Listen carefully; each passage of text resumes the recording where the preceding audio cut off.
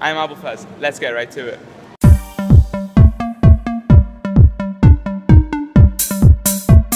Welcome guys to Tehran day 3. Today's the birthday of Lady Masume, so I am really hyped about today. We're gonna go see amazing places, so join me for today.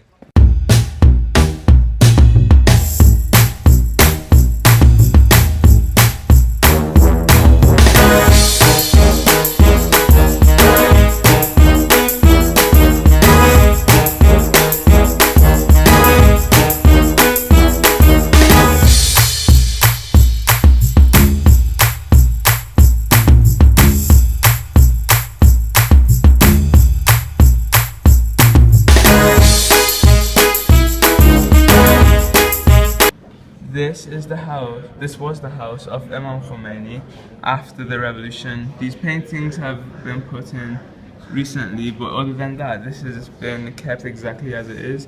It's very small, and this is where he would have meetings with other world leaders. And it's really a big deal that a leader of a country would live in such a small and humble house.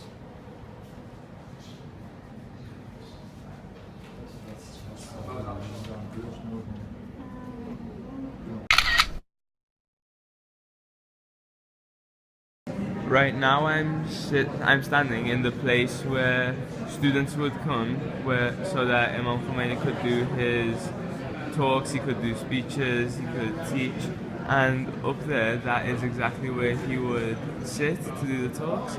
He would go from his house, which I showed you, in Tehran, straight through that door and sit there to do the speech, and then people would be sat all throughout here. I can get a little shot. It's quite busy right now, so I can't show everywhere, but yeah, people would come and sit from all the way down there, all the way to the front and across. So right now we're at the gallery of that same place, and it has photos from all different stages in Imam Khomeini's life, from when he was young to when he was older. And on this side, more recent photos. Like this is a really famous photo. All of these are really good photos, really famous photos of Imam Khomeini. And these are the more recent ones. So I think it's suitable that now that I'm in the gallery to give you guys a bit of a background explanation. So after the revolution, Imam Khomeini actually went back to Qom, in the house I showed in one of the Qom vlogs, to carry on staying there. But because he had a heart condition, he had to come to the heart hospital, which is in Tehran, which is really close to here. And they first gave him a really nice place to live in one of the good areas of Tehran, but he didn't like a life of excess. He wanted a life of simplicity, so he got this house instead, which was a lot more simple, and it was a lot closer to an area where he could actually give talks and give lectures. This is one of the poems of Imam Khomeini, which has become famous. He's got a book of poetry, but this has become a famous one in terms of the quality and in terms of its similarity to the poems of the famous poet Hafiz. I'm going to go through it. من به خال لبت ای دوست گرفتار شدم، چشم بیمار تو را دیدم و بیمار شدم، فارغ از خود شدم و کوس انالحق بزدم، همچون منصور خریدار سر دار شدم، غم دلدار فکنده است به جانم شرری، که به جان آمدم و شهره بازار شدم، در میخانه گشایید به رویم شب و روز، که من از مسجد و از مدرسه بیزار شدم، جامعه زهد و ریا کندم و بر تن کردم، خرقه پیر خراباتی و هوشیار شدم، واعظ شهر که از پند خدا زارم داد، واعظ شهر که از پند خدا زارم داد، از دم رند می آلوده مددکار شدم، از دم رند می آلوده مددکار شدم، بگذارید که از بتکده یادی بکنم، من که با دست بت میکده بیدار شدم. Thank you.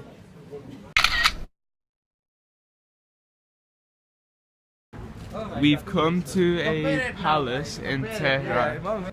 This is the entrance to the palace that we've come to. It's giant. There's no end to it. It's just a massive park. It's so big that we should have really taken a car, but as you can tell, I'm walking down. So should be a good day of exercise as well as sightseeing. So the first museum that we've come to is Farshchian Museum. So I'll show you guys what it's like when we go inside as well, but this is on the outside. I'm guessing that this is Professor Farshchian himself. So this is one of the inside halls where you can see the different paintings of Professor Farshchian, and his most famous piece of work is for designing the shrine of Imam Hussein, and a really famous painting in Shia Islam that's pretty much known everywhere. And we will see that original of that in Mashhad, but other than that one, every other piece of artwork here is an original. So it looks amazing. He's one of the most well-known artists in Iran. He does art, he specialized in miniature artwork, and he was a graphic designer as well. So this professor has over 1,000 really famous pieces of artwork, 60 of which are displayed in this museum. Only 3 of which are not the originals. The originals are held somewhere else. This is one of them, Zaman Ahu. That's a painting of a story to do with Imam Reza, whose shrine is in Mashhad, who we will go see in the rest of this journey, hopefully.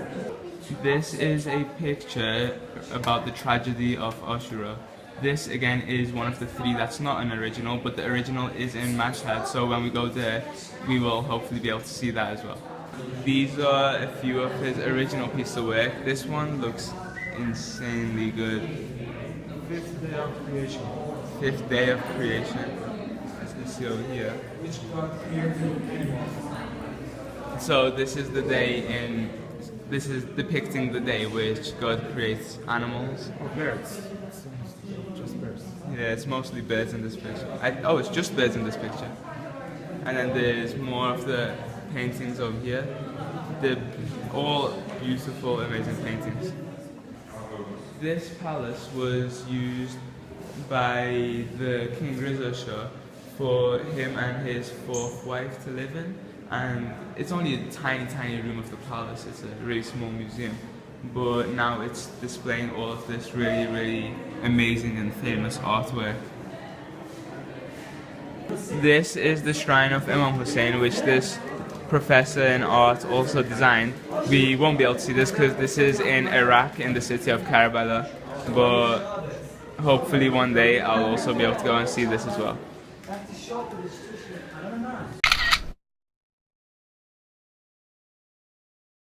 So it turns out this is actually all just one palace, and it's just ginormous, and it just had a lot of different bits of this one palace.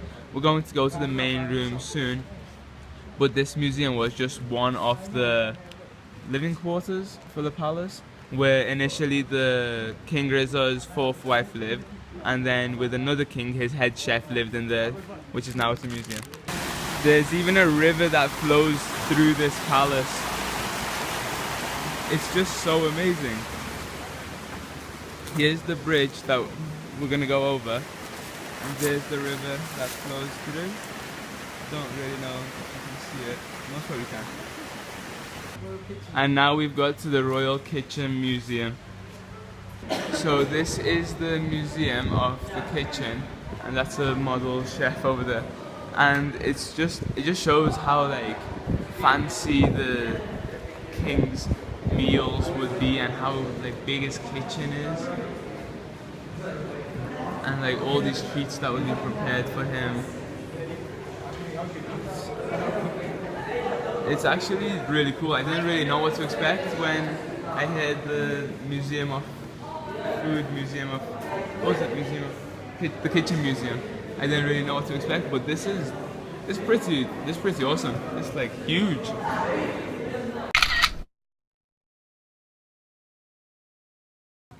And now we're getting to the main palace of the king, where he would live and rule. This one? Yes. Yeah, it's this one that we can see now. It's huge, and just outside of it, he's got a giant pool water display, which has fishes and water fountains. But so we're gonna go and visit the palace now. So this is the first room in the main palace, and it looks a lot more impressive and designed from the inside, with chandeliers everywhere and all these beautiful walls and pillars, and they've got these ornaments in the middle.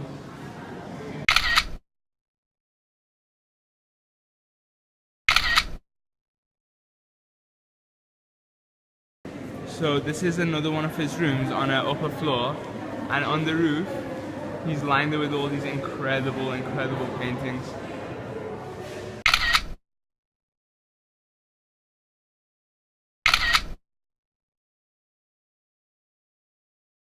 To top off this amazing day, we're gonna go paintballing as the last thing we do today, so join me then. This battlefield looks insane. Who's not playing? Hey, man.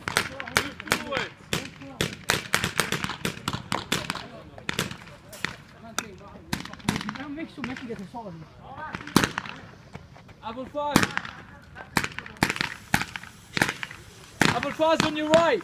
There. Sandbag.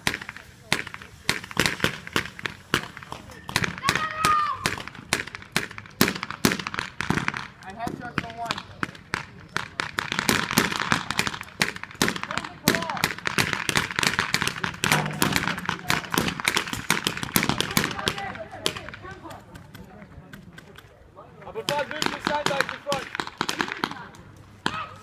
Like that.